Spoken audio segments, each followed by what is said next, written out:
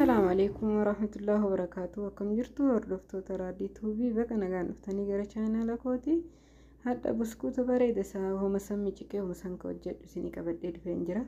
Killee lamaatii kan na barbaachisu yeroo sana akkuma miciqeen hojjedha baay'ee bareeda isaati. Yeroo muddamne faa baay'ee tonno jechuudha kan hojjenne baay'ee bareedaadha. Haga bukaawaa ga'eennu kan fayyadame amma sukkaaraa fi killee lama. Amma kanatti sirriitti nadhaadha haga sukkaarri koo keessa naa bullaahu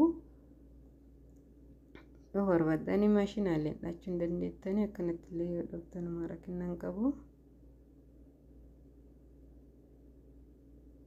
aannanii amma aannanitti godha aannanii fi killee qofaa bishaan hin fayyadamu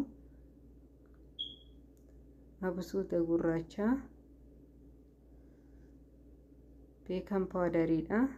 Beekan soda xiqqoosi yoo barbaadanitti godhuu baattanillee vaaneellaadha. Soogidda ashaboo jechuudha. Baay'ee bareeda isaati. Amma harcee kiyyaatti godhadha.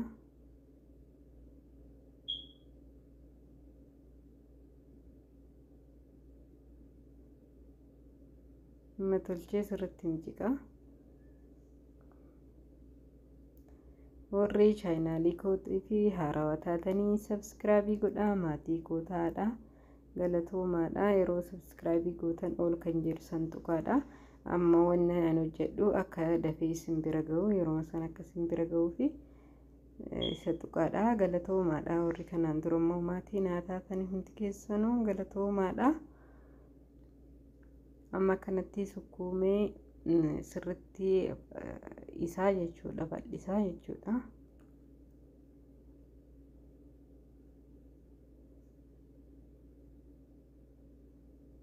iskuuta baay'ee bareeda isaati hojjetadha yaalaadha yoo namni baay'een ni beeka haa ta'u si yaadachiisuma jechaafi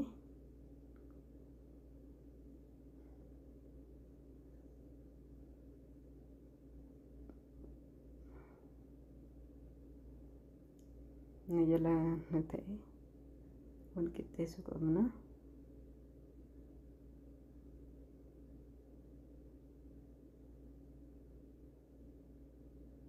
amma kanatti nan muradha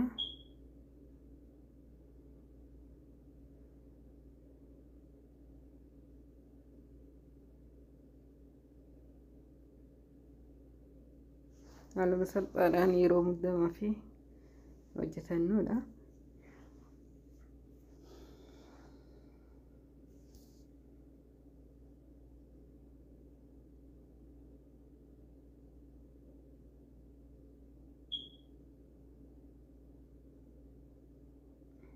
amma zayinni koo jira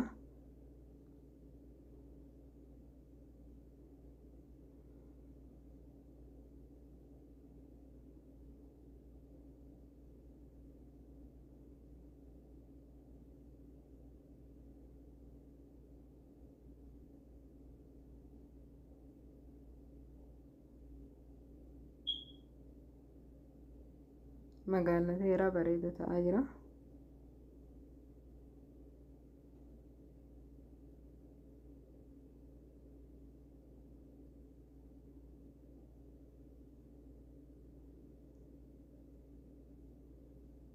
kana fakkaataa kunoo bareeda ta'ee naa baheera akka jaalattan abdiin qabaa yoo jaalattanii sheer laayikii godhaadha viidiyoo biraatiin amma walitti deebinutti nagaan naa tura baay'ee bareeda isaati argitanii guggubaadha